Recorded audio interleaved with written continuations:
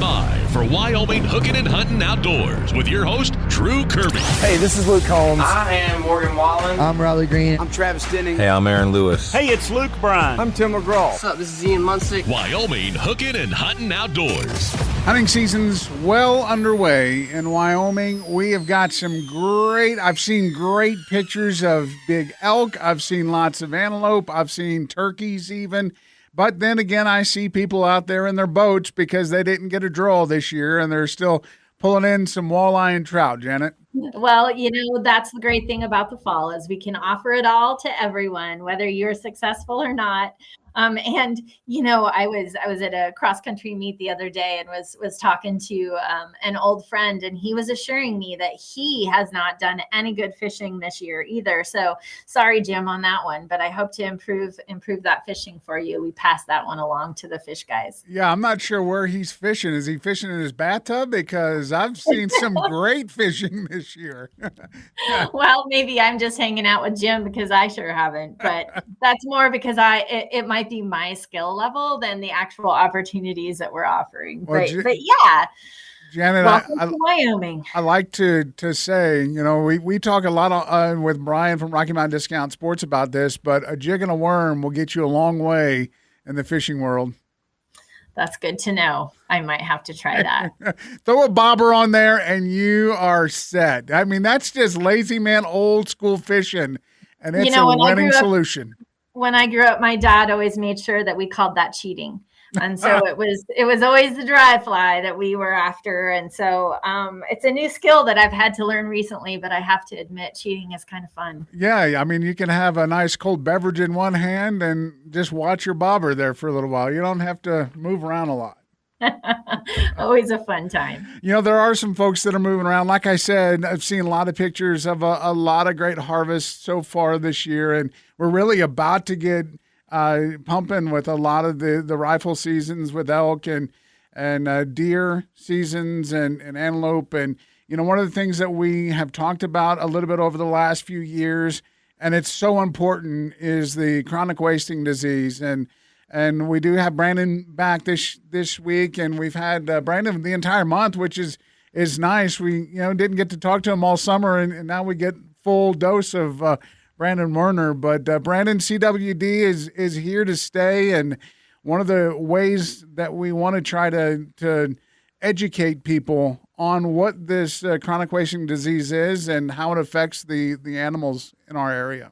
Yeah, absolutely, Drew. So CWD is a really unique disease. So it's not like a bacteria or a virus that kind of is seasonal or something like that. It's a prion. So a prion is a manipulated protein, and it's really hard to kill. If you got a cold or something like that, like you just spray Lysol around and you can get rid of it. But really the only way to get rid of these prions is by soaking things in bleach. And these prions, they bind to things. So they bind to soil, they bind to your knives, and they're just really hard to get rid of. So the way I like to describe these prions or these proteins, so say if one of these proteins was like a paper airplane, right? And you can grab this paper airplane and you can throw it. So then when a prion binds to that airplane, it manipulates it. It changes it. So say it crumples it all up and you can throw that out there and it's not going to fly like it did before. So it gets in cervids brains, which in Wyoming, our cervids are deer, elk, and moose. And it changes those proteins. It actually eats holes in the brain slowly. And it takes about 18 to 24 months to kill the deer, elk, or moose, whatever. But you don't see these symptoms until the last few months of life. And the symptoms are the head's down, they're really skinny, the ears might be drooping, they're not scared of people or anything. So that's just kind of CWD in a nutshell. Good job, Brandon. And one of the things that, people often do bring up is, why don't you vaccinate the deer or elk? And, the thing that he's talking about with these prions is the fact that it is a protein that already exists in the deer or elk's body, in the cervid's body. And so the immune system doesn't recognize it as a foreign entity like it does when we get bacteria in our system and we then fight it and on our immune system goes.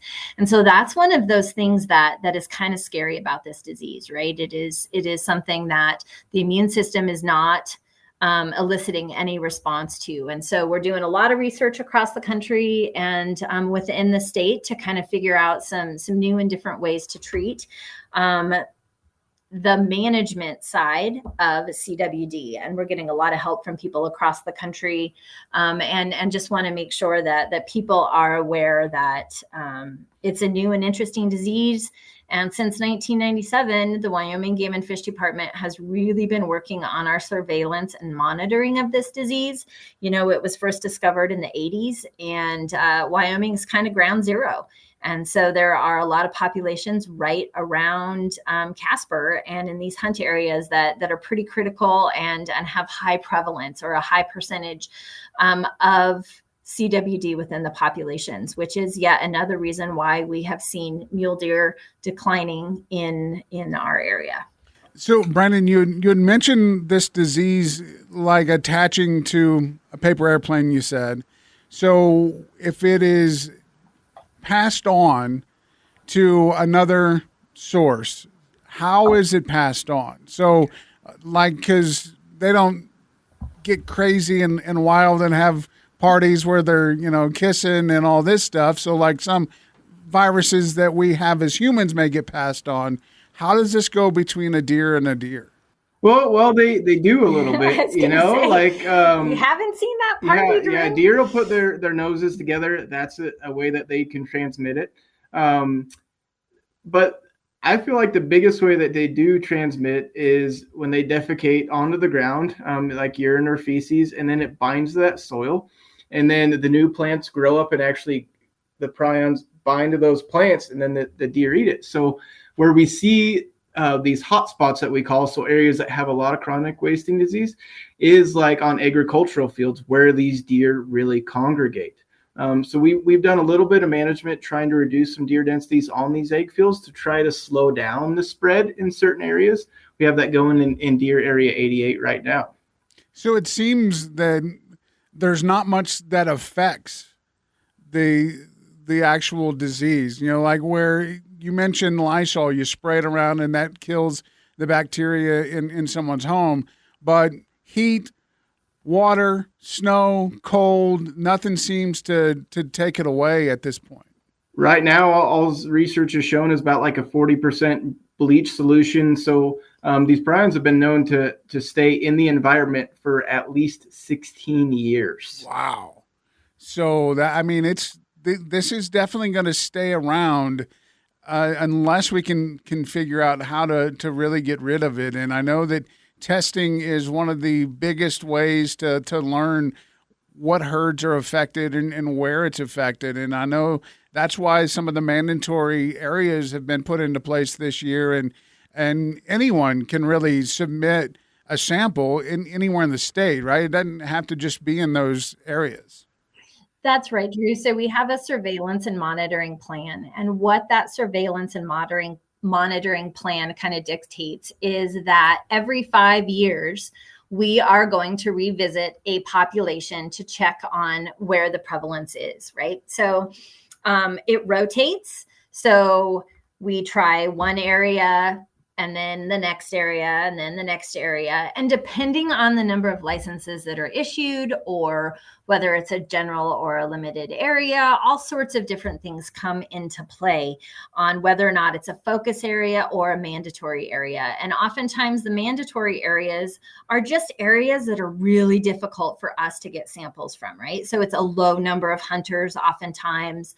And we want to get at least 200 samples from an area to have biologically, statistically valid information. And so that is, the good science kind of behind things. And so this year across the state, deer hunt areas 22, 70, 88, 89, 157, and 171 are the mandatory areas. And so You may recognize those numbers because we have been doing some of those places for a number of years because we're just not getting the number of samples that we need.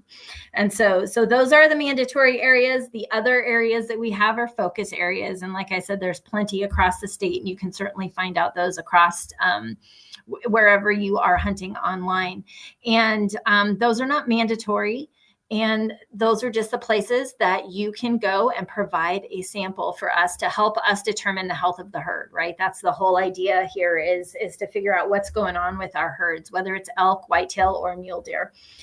Again, those are kind of the cervid family that we're talking about. Chronic wasting disease does not affect pronghorn. And so at this time, that's not something that we're dealing with. We get a lot of questions about that, but that is not something that you need to worry about. But help us and we can help you. A lot of people say, hey, I don't want to know whether my animal has CWD. Just tell us that when you give us a sample. We can put on there, do not notify. That information is located oftentimes on the Game and Fish portal or dashboard, which is where you go to apply. That's where you also go to get your CWD results. And so you don't have to go look if you don't want to. And even if you are not in those focal areas that we have or the mandatory areas that are identified, you are more than welcome to always submit a sample. Whether you find us at a check station, whether you take the sample yourself or you bring it into the Game and Fish office, we are more than happy to always take samples for you. So you had mentioned that it's not in the antelope here in our area, but it is in the possibility of deer, moose, and elk. Can this affect humans, Brandon? I mean, if it can be passed on between those three species, are the humans, I know you're not a health agency, but are humans vulnerable to this? As research has shown, I guess the short answer is no. However, we recommend that if you do get a positive animal to not consume it, because then there's no risk if you don't consume it. So CWD really goes into like the spinal column, the brain, the lymph nodes. Most people don't eat those anyway, but definitely avoid those. And then, Janet, you had mentioned the check stations are one of the ways that can benefit. And, everywhere around the state, there are check stations set up. And I know, Brandon, you're pretty active in this as well. So check stations very important for hunting all over the state. I guess before we leave CWD, I just wanted to talk why we're so concerned about it. Okay. I guess. Well, Brandon, with CWD, what's the major concern to this point? So it's pretty interesting. So with EHD or blue tongue, it comes through a population for a couple months and you see a lot of dead animals. And then those animals can typically rebound after that. CWD is just always out there. So you don't see as many dead animals and it slowly drives population declines. That's the scariest thing. And it really affects middle to older age class bucks. So I don't know how many people have been out with the field back. Oh, there used to be a lot of old big bucks here. But when our CWD prevalence is 30%, if there's 3 2 to 4 year old bucks on the landscape, there's a good chance the next year that one of those is gone. So it's hard to grow those older deer, and we really start tracking population trends downward. When people put that into consideration, I mean, is that one of those where maybe you start looking at taking that 2 to 4 year old buck instead of letting it grow up another year? Some people are definitely thinking that. They're like, well, I'm having a hard time finding an older age class buck because there's less of them out there. So then they harvest that younger deer. You mentioned that there's mandatory check areas and there's focus points, and there are the check stations, Brandon, all over the state that really are there to get information. This isn't a law type of a roadblock or anything like that. This is an informative type of check station. Yes and no. I mean, if you are out hunting and you go past the check station, you are required to stop. but we have a ton of information there. We can take samples, fill you in about where people are getting into animals, anything like that. So there'll be a lot of check stations in the Casper region starting in October, particularly around like the openers. So there'll be one out Ormsby and the Frontage Road on the 5th and 6th of October. But the biggest one will be in Bessemer Bend on the 19th and 20th of October. So we'll have a lot of deer seasons, elk seasons open then. If you want to drop off a sample, bring them there. So the check stations that Brandon is referring to are the ones that he has specifically set up for chronic wasting disease sample collections in Wyoming, right? Or in Casper area, sorry, just to get kind of his local areas. And you brought up a perfect point, Drew, that a lot of people feel like check stations are just for us to catch poachers. And that is not the case. And while Brandon does point out that it is illegal to drive by a check station if you have been out hunting, you just need to pull in and say, hey, I was unsuccessful, or hey, I got something, check it out. And what our biologists do at that point is so much data collection. And as I mentioned, there's a lot of work that goes into this year round. And I know that, Brandon, you were part of the course that you guys gave at the regional office there of how to collect a sample. And I mean, learning how to do that is critical. And you guys actually have videos on the website that shows how to collect those samples. Or if you just need a pointer or two, you can always reach out and ask Brandon or call the office. And, we realize in these mandatory areas that it's a little out of people's way to get their deer sampled. So we're trying to make it as easy as we can. So putting on these events like we had to teach people, we've talked about the check stations that we have. Regional offices will always have somebody here, but what we started doing was having drop boxes. So once you take your sample, after you learn how to do it from going on our website, or just you've done it a few times, you can drop it at the regional office 24/7. I have another sample location out on Poison Spider and Oregon Trail that you can drop it at any time. And then it usually takes about up to 3 weeks to get your results back. Sometimes it's quicker than that. The problem is usually always on Game and Fish's end and the Postal Service. We do have to work really hard to kind of get our shipping and all of that stuff in line. And man, I tell you, as soon as that lab gets it, they process it and they get it posted very quickly, which is so fantastic for those folks who are concerned about human health and are wanting to know whether or not their meat is positive or negative before they process it. Well, it all is a very interesting process for sure. Now, Brandon, before we let you go, how can people know if they're in a mandatory sample area?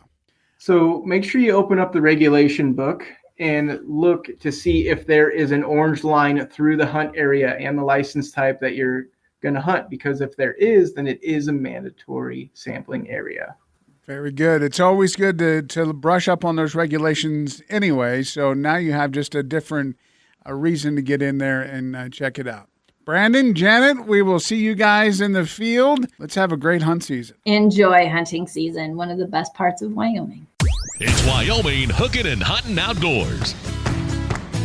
And hello there, it's Drew and Brian Woodward from Rocky Mountain Discount Sports, where hunting season is full on, Brian. It is full on. We opened up a lot of our archery and deer seasons. Our archery season closes here on the 30th, and then rifle season kicks in right on the 1st for elk in most of the areas. So we're looking at this weekend is the first split of waterfowl hunting, so right. That's another option. And we've talked a lot of options during the fall, but one of the biggest things going right now, though, is, like you said, archery season is happening, and I've seen a lot of pretty big bulls that have been taken down. Yeah, there's some guys that are definitely being pretty successful during the first during this archery season, and we had rifle antelope season opened up this last week also. So guys are hitting the field, and there's been some good goats being killed too.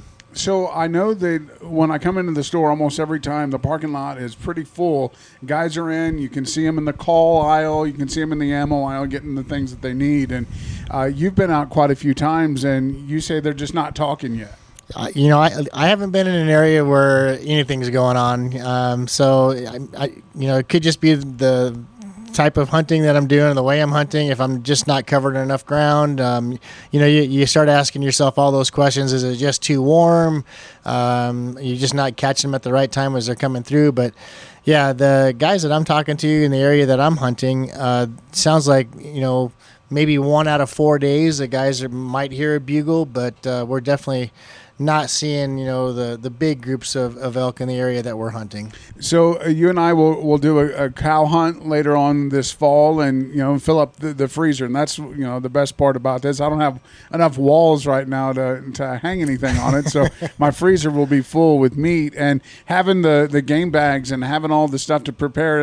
And this year I'm thinking about doing it all myself, and cutting it up and grinding it up, and even making sausages and stuff myself. Yeah, we've experienced a lot of out-of-state hunters at this point, and just, a lot of guys just coming in and picking up, that one missing piece of tool or whatever that's missing out of their bag, but selling a lot of like bone saws right now, a lot of those hand saws that are, to go through that pelvic region, a lot of replacement blades for the Havalons and the outdoor edge knives, and the game bags for sure. Right now, the trails are so dusty. I mean, whether you're in a pickup truck or on a side-by-side, as dry as it is, I mean, it's god-awful. And I even took all my backpacks and my bags and bow cases and that kind of stuff and took an air compressor to them and just blew them back out because, dust and dirt is definitely a killer for zippers on a lot of stuff. Well, and not only that, but for your firearms and even for your bows, if it's all dusty and dirty, I mean, your success rate could be reduced big time. Yeah, I mean, you got to keep the equipment clean so that it works and operates the way you want it to when you need it to. So, just a little bit of maintenance, even in season, is important, I think. One of the things we like to keep people up to date on is the status of ammo, and we haven't had any issues with that, and things are looking pretty good still on there. In pretty good stock for most of our hunting ammo, especially like the popular calibers, the 7 mag, the 300 Win Mag, the 6.5 PRC, the 7 PRC. Good inventory levels of all that stuff, and we're seeing. People, I wouldn't say are hoarding, but I think once a person finds the ammo that's shooting well for their gun, they're not opposed to buying 2, 3, 4 boxes. Give themselves a few years worth of inventory just to make sure that their next hunt's going to be successful as well. I was talking to a guy the other day, and he's like, "Wow, I don't know if I could actually just go out hunting with one box." And I'm like, well, how many times are you shooting at these animals? Yeah, I mean, at that point, if you're shooting more than twice, you're probably not taking very ethical shots, or you just haven't put the time behind your gun to to take the shot that you're taking. And that's a killer too, because you got to sight it in, you got to have it ready to go, and that takes shells. So you can go out and shoot multiple times, but once you get it all done, then you're ready to go. Yeah, you throw a new scope on, I mean, you're probably realistically going to use 6 to 10 rounds pretty conservatively. I know guys that shoot a whole box too because they're just they're not comfortable with that sight-in process. So yeah, just once you find that round that's actually grouping well for you and shooting well for you, I think it's important to go back and purchase another box or two just so you have what you need. We had talked a while back, where like the manufacturers are going with different types of products, and how does it look if someone's doing reloading themselves? I mean, are you able to get the key components here in store? Well, I mean, it just varies. The one key to reloading that has been a big struggle is just the primers, and especially on the large magnums and large rifle primers. So we did get some in this last week. Of course, they don't last very long. But always when I'm talking to my reps for some of these companies that make these primers, I'm always throwing in that, hey, how about you take care of us? We've got so much on back order, and if they would just fulfill a third of those back orders, it would go a long ways. But primers are still a problem. Certain powders are going to continue to be a problem, and pricing on powder even continues to go up. So. A lot of people are pretty shocked of what the powder pricing is compared, But if you're, one of those guys that really wants to fine tune your loads and you like reloading your own, it's probably still in the long run cheaper to reload. But, today's ammunition that's out there is fantastic loads, and they've gotten so much better over the years that I think, just a guy buying a box off the shelf is going to still be able to get a very good performing ammunition that's going to be consistent, and they'll be able to duplicate that same shot time after time. If you have any doubt on what you're shooting, you can always come in and see what they got here. And so always preparing and always checking about what you got in your toolbox is always a good idea. And start by coming in here to Rocky Mountain Discount Sports or RockyMountainSports.com. It's Wyoming Hookin and Huntin Outdoors. And we're back. It's Drew and Brian at Rocky Mountain Discount Sports. And Brian, big news for you this past week is you got yourself a new boat. Well, new to me boat, yes. Yeah. Yep. Had an opportunity to upgrade my 2011 to a 2014 with a friend here in town that was getting rid of it, and got mine sold and got the new one and started loading it up and gonna take it for a test drive today, actually. Are you? Yeah. It's about like Christmas, isn't it? As a kid, when you get a new boat.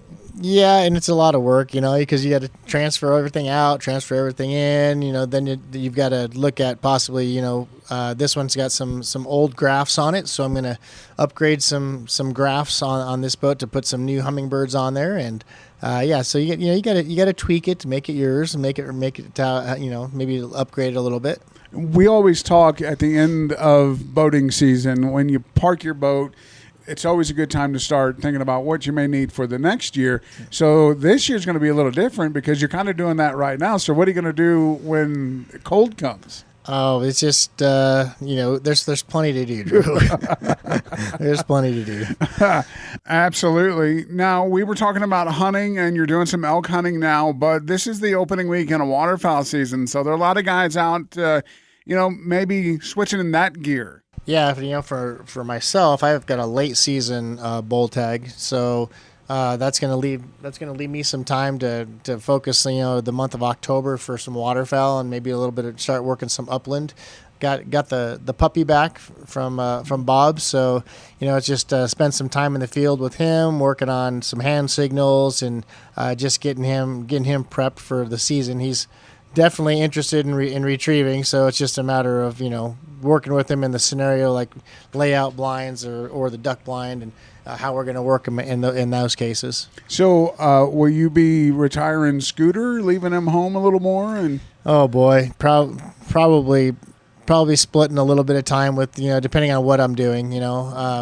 I still like taking Scooter out for the upland stuff because he doesn't get too far out, doesn't ruin any hunts, and he plays along with the other dogs pretty well.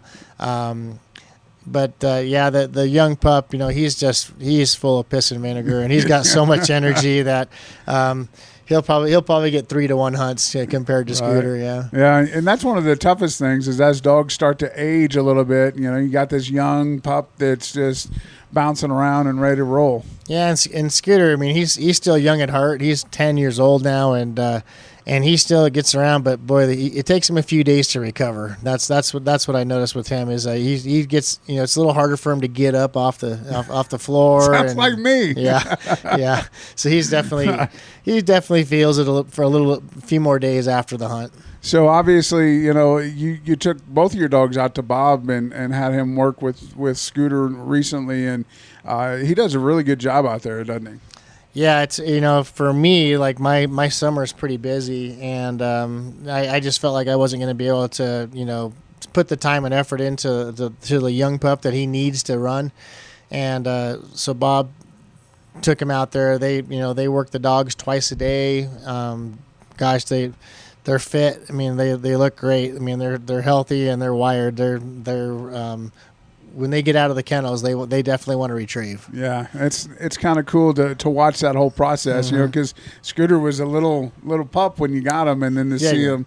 Jaeger. Yeah. Jaeger was a little pup when you got him, and to see him age and develop is kind of a cool deal. Yeah, no, it's fun. It's a fun process, and I told old Stoink that when he goes out duck hunting, he needs to take that dog because that dog needs to be in the field as much as possible. Yeah, no kidding. Yeah. But, well, if you're heading out and you're going to do some waterfowl hunting, upland hunting, or you're heading in for the big game, stop in here at Rocky Mountain Discount Sports, or as always, hit them up online, RockyMountainSports.com. It's Wyoming Hookin and Huntin Outdoors. Welcome in on the show. We appreciate you for listening. And always, we love talking with Sean Blazak of the Mule Deer Foundation. And earlier in the show, we talked the CWD with Wyoming Game and Fish and how it's very important, how there's mandatory testing and there's testing all over the state. And I know, Sean, that CWD is really kind of a big impact on mule deer across the state. Yeah, it does have quite a large impact on mule deer, and it's always helpful to do our part and help Game and Fish know where it's at and the prevalence rates. And the only way they can find that out is testing animals. And when hunters are out there in the field, that's the easiest time to get those tests because currently all the tests have to be post-mortem. So, means they have to be no longer alive. So that's why it's great to do those things for mule deer. So. Yeah, which, it's always nice to see good things happening. And I just saw a story out of, I believe it was Idaho, where they're starting to find CWD cases there. So it really is kind of spreading and impacting the mule deer population all over the West. Yeah, it definitely is. And I know part of the reason we do some of that testing too is maybe we end up with some herds that are more resistant, and they can then look at what's causing that resistance. So hopefully they find a herd like that soon. But yeah, it is spreading throughout the West, and it definitely is fatal to mule deer. It takes a while, but it does eventually take their lives. So we definitely want to figure out a solution to help move forward and keep our mule deer there on the landscape for everyone to enjoy. Yeah, and really, Sean, what we're talking about today is it's something you guys are putting together to kind of help all of those ranchers and the wildlife and the families that were affected by the fires in northeastern Wyoming, and there was a lot of acreage burned over this summer. Yeah, there were several large fires between sort of the Bighorns and the Black Hills up there in northeast Wyoming, and we noticed the need there. There was a lot of fence that was burned up, a lot of country that was burned up, including some of the seed bank was burned up. So that means those native plants don't have as likely of a chance of resprouting in the area just because the ground got so hot. But, Mule Deer Foundation recognized that, so we decided to do a fundraiser for that, where 100% of everything we raise through this fundraiser hits the ground right up there to help those ranching families and help wildlife by providing seed, by providing new fencing that's wildlife friendly to those ranchers. So, this fire can be beneficial like most fires. The problem is these ones were just much larger, and sometimes those larger fires have some detrimental side effects. So we're trying to help with those. When fires like this happen, you mentioned that it's good for, the habitat and the area to kind of clean things up a little bit, but were there any mule deer or antelope that you heard of that were lost because of the fires? Yeah, there's definitely some antelope that were lost, and there's probably some mule deer. I didn't really hear any mule deer on the ground, but antelope and cattle were lost, and honestly, some of it was due to fencing. The antelope would get stuck in a corner and couldn't get out because it was not wildlife friendly fencing. So that's one nice thing about this is we can make those fences now wildlife friendly with the help of the ranchers and having them understand that we can make fences that are both good for wildlife and to keep their livestock where they need them. So, it's a drawback and a benefit when a big fire like this happens. But, some of those things, no one knew that was going to happen. And I don't think even the ranchers would want any of the wildlife or their cattle to get trapped in a fire like that. So, right. Everyone's trying to do their part to fix it for the future. So can you describe a little bit of what the wildlife-friendly fence that, will benefit, obviously, the wildlife here over the next few months, but what's the difference between what may already be existing and the new wildlife fence? So a lot of it's they used to have a lot of sheep in this country, and there's still some out there which require more fencing because they're a smaller animal. And, they have 5 wires of barbed wire, so the antelope and stuff can't get underneath, or deer and stuff can't get over the top easily because of the height. So what they do to make it wildlife friendly is the bottom wire will now be a smooth wire, and they keep it a set distance off the ground that's, tall enough for an antelope to get underneath. And then the top wire will stay barbed, but it'll be a little bit lower, and the second wire is a little bit further spaced, because a lot of time when a deer hits a wire, the problem is their leg will get twisted between the 2 top wires, and that'll get them stuck up in the fence. So there's just a few modifications you can make, especially for cattle fence, to make them wildlife friendly. There are also modifications for sheep fence to make them more wildlife friendly. So there's lots of options out there. A lot of these fences, it's not that the ranchers ever wanted to make them not wildlife friendly, they just didn't realize it.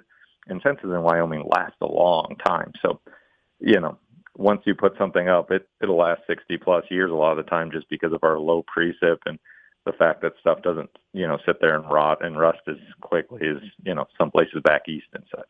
And you guys, this is what you've been replacing fence with when you guys are doing your projects through the summer and the past few years, right? Yeah, there definitely is. And we have, even in the state, we have 2 wire winders that can roll up an entire fence at once, that just hook to a skid steer. They're actually borrowing one there. They're starting next week on it, actually doing some projects, pulling out some fence out there, because some of this stuff they need to get done sooner than later, especially for the ranchers. And fences are a good thing for ranchers because it allows them to graze properly on the landscape, which actually helps the habitat, because they can graze sort of like it used to be in the past, which is that short duration, high intensity grazing, so they can rotate them through pastures, and that way, that vegetation gets mowed down, but then doesn't get overly eaten, so it can grow back and actually do better. So, grazing is a good thing, and fences are a good thing for grazing managers. So it is nice to hear that, the conservation organizations like Mule Deer Foundation, people may think, oh, they're not out to help everybody. They just want to make the mule deer population better. But that's not the case, because everybody that is part of mule deer just wants conservation to be bigger and better. Yeah, and we don't want to take away people's livelihoods. I mean, ranchers are some of the best wildlife stewards out there. I mean, they keep these big, giant tracts of land open so wildlife can use them as well as their livestock. So, there's always multiple facets to everything we do in Wyoming, and we want everyone to have a chance to, make their livelihood and have fun out there, but also enjoy the wildlife that we all enjoy. And it's pretty easy to make that all work out as long as you work together and cooperate. And it's exactly why you guys have started this fund, this drive to get some money. It's going to last the entire month of October, and as much as we can raise for the replenishing of the habitat and the fencing in the northern Wyoming is going to be better for everybody. And I know that it started out with $20,000 to $25,000 already off the top from Mule Deer Foundation, and really the donations are going to just keep rolling. Yeah, and Mule Deer Foundation is actually matching dollar for dollar every donation we get until we get to at least $20,000, and then we'll try to get some other companies to help us out and match even more. We currently have 2 of our Wyoming supporting companies, both Big Loss Meadery, which is out of Gillette, Wyoming, and Desire Gear Camouflage. It's a ladies' camouflage company out of the Sheridan, Wyoming area. Both donated significantly to this cause already. So, and we've had, several $100s already donated the first day. So hopefully we'll get there and make way more and help those ranchers out and help the wildlife out in that area. Yeah, absolutely. So all you need to do is go to either the radio station's app, or you can go follow the Wyoming Mule Deer Foundation on all the social media platforms to get to the links there. And it really is just as simple. Click on a link and fill out the form, right? Yeah, it's very easy. You can get on there, use your credit card, easily donate. If you do want to send a check or something, you can always just go on our website, give us a call. We'll get you the address and what to put in your, line of where it's going to. That way we make sure it goes to this specific project. And this is a nationwide fundraiser. They actually sent it out to, almost 200,000 people on email yesterday. So we'll see how it goes. We're trying to make sure this is one of our high focuses right now, to make sure this gets done quickly and right. That way those ranchers can, go back to their normal lifestyles, and the wildlife can also, return to normal back there. Sean, real quick before we part here, you and I were talking a little bit earlier about the health of the mule deer population in Wyoming, and Game and Fish says things are really rebounding after the last 5 or 10 years. Yeah, everything's rebounding. It always does after those large winters and stuff that are horrible, like we had a few years back. I mean, the hard part is if we end up getting a few of those in a row, but Game and Fish does a good job keeping all their hunting licenses in check and getting good habitat projects on the ground, as well as a bunch of other nonprofits like us and RMEF and others. We all do good habitat projects on the ground. So, even if there's a hard winter, if there's good forage and good habitat on the ground, those animals, their fecundity rates go way up, or, how much they give birth goes way up, and, we can hopefully get those animals back on the ground. Now, yes, it will take several years to get the numbers back to where they were, but I've even seen hunting photos from this year. People are still finding deer out there and having a good time, and some people choose not to and let more deer on the landscape, which is also a good thing. But, Game and Fish does a very good job with their licenses. So if you do have a license, they intend you to go out there and try to fill it. So go ahead and get out there and have some fun in the country, and at least spend some time out there with family and friends. Heck yeah. Well, go to facebook.com/MDF Wyoming. That's how you can follow along with everything going on here in Wyoming. And Sean, before long, we'll be talking about banquet season, as that'll get kicked up here in just a couple of months. Yeah, there's a lot going on once we hit this, late winter and spring. But right now we just want everyone to get out there in the field, enjoy time, and, go enjoy why we all do what we do for wildlife. If you don't want to go hunt, go take photos, or just go enjoy nature. Very good. Sean Blazak from the Mule Deer Foundation, Wyoming's regional director. And we appreciate everything you guys are doing, Sean. Yeah, thank you guys so much for having us on. We always enjoy being on, and we like the fact that you provide a lot of our Wyomingites good information for getting out there in the field. Wyoming Hookin and Huntin Outdoors with Drew Kirby. If you have a question, want to make a comment, or have an idea for a show topic, message us on the My Country mobile app. Wyoming Hookin and Huntin Outdoors. If you're a facilities manager at a warehouse and your HVAC system goes down, it can turn up the heat, literally. But don't sweat it, Grainger has you covered. Grainger offers over 1 million industrial-grade products for all your operations, including warehouse HVAC maintenance. And even better, they offer access to experts and fast delivery, so you and your warehouse can both keep your cool. Call 1-800-GRAINGER, click Grainger.com, or just stop by. Grainger, for the ones who get it done.